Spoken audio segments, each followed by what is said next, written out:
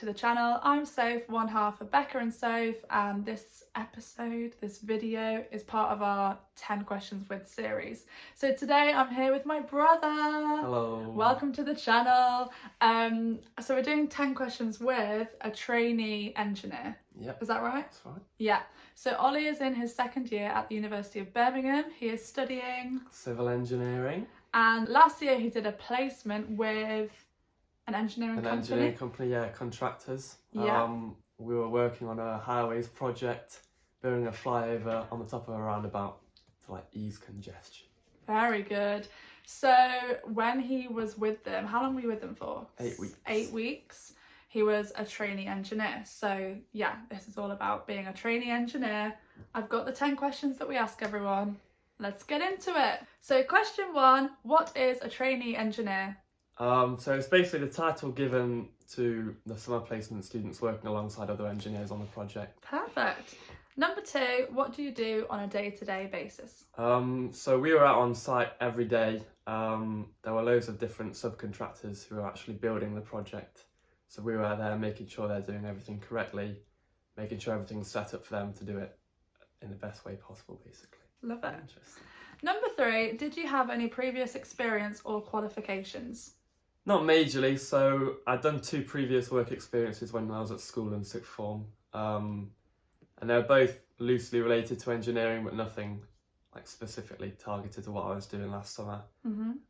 And obviously I'd just completed my first year at university doing engineering, so I had some rough understanding of what was going to happen and what was going to go on. Number 4. Oh, this question annoys me. Number 4, what was the application process for this role? So at University of Birmingham in the civil engineering department, they have a scheme called the Respect Scheme. And basically what that entails is we have to send our CV in and a cover letter. And then the university sends it out to about 50 companies, all related to engineering in different aspects. And then the companies themselves pick and choose who they want to interview. And you go through a almost speed dating type interview process with different companies, and then they pick who they want for the placement.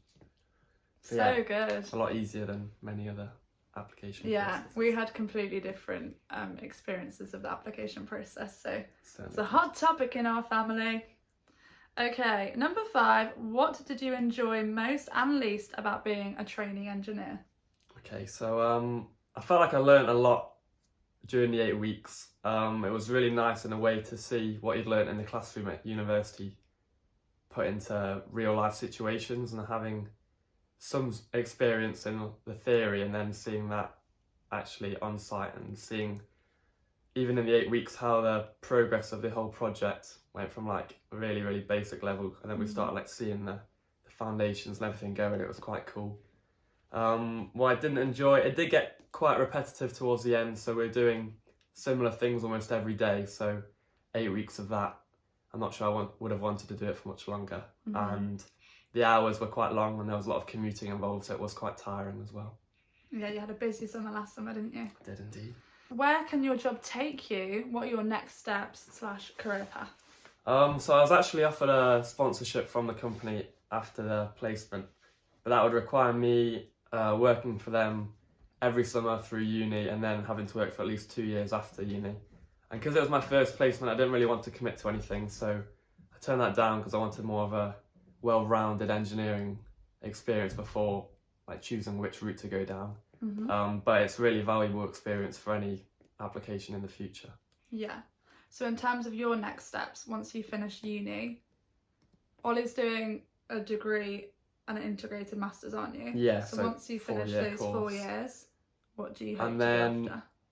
Hopefully I would have had placements in the summers between now and then, and hopefully I'll enjoy one, and maybe they'll offer me a sponsorship and then a job in the future. So yeah, looking to find something I really enjoy and then jump on that straight away, basically. Fingers crossed. You've got this, bro. Number 7, 3 key characteristics you see in people with your job. Okay. Because you met some other trainee engineers. Yeah, there were a few of us there. I'd say communication and teamwork skills have to be really good, because we're working with a lot of subcontractors, often a lot older and more mature than we were, but we were still having to tell them what to do and everything, and sometimes they don't like that, so you've got to get on good terms with them. I definitely have those communication skills to be able to tell them what to do in a nice way and make So sure you get had on to well. tell them what to do? Yeah. So Oh, interesting. they kind of knew what they were going to do, but we had to tell them like where to do it, how to do it, what we wanted at the end, and then almost inspecting their work throughout, which is quite tricky when they're not sure if they've done it correctly and that sort of thing. So that was tough. And then So communication, teamwork. teamwork. One other thing that you can probably see all of you had. I say you've got to be quite creative in a way, because there are a lot of problems to be solved throughout the process. Every day almost there's something that may have not been as expected, so you've got to almost think outside the box and try and come up with a way of doing it in the best possible manner. Love So, yeah. that. Love it. Question number 8. Anything you wish you did differently to lead you to being a trainee engineer? During the actual placement or No, I think beforehand? before. I guess this is more a question for people who are in full-time employment with this job. But is there anything that you wish you did differently before you were a trainee engineer on your summer placement? You're allowed to say no if there's not. Potentially. I think one thing I found quite strange was there are a lot of technical terms and like acronyms and abbreviations that took me quite a while to get used to. So maybe having some prior knowledge to that would have been quite helpful. Because I ended up making like a big Excel spreadsheet with all the acronyms on to try and remember them as quickly as possible. So it took me a little while to get used to that. So maybe having some knowledge of that before going in would have been quite helpful. How would you get that knowledge? Yeah, I'm not really sure. I guess from previous people who've done the experience and that sort of thing. But yeah, you just kind of learn it as you go along. So. And if anyone wants to know some of Ollie's acronyms, hit me up and I'll send hit over the spreadsheet. We'll sort you out. Question 9. Best resources, websites, etc. to find out more. The ICE, so the Institute of Civil Engineers, they always have some good articles and good resources to like send you down the right path based on what you're interested in. I'd also look at your university websites because they give good careers advice, and then just look at some of the main engineering companies as well, because they'll have application processes that you can start getting yourself involved in. So they often tell you what they're looking for and what you can do before even applying and that sort of thing. So yeah, they're probably really helpful. Who are the main engineering companies? Oh, there are loads. I've worked for ACOM and Arcadis on my 2 previous ones before. Atkins, Lang O'Rourke. Yeah, just going through the alphabet here. Yeah. But yeah, there are loads. If you just literally Google big engineering companies, there are hundreds and hundreds of good companies to work for. So yeah, just maybe go there, look on find there. out more. Okay, final question. Advice for 18 to 21-year-olds deciding what they want to do in the future. So I'd say definitely take every opportunity that you get given. If there's any experience that's presented to you, you may not be that interested, but it may be helpful in the future. I'd definitely take it. Often some of them are just 1 or 2 weeks, so it's not much of your time. And it's really beneficial, especially on your CV. It looks good if you've got any previous experience. Also, never be afraid to ask any questions, whether that's people who come into your school or university and do presentations, or whilst on placement.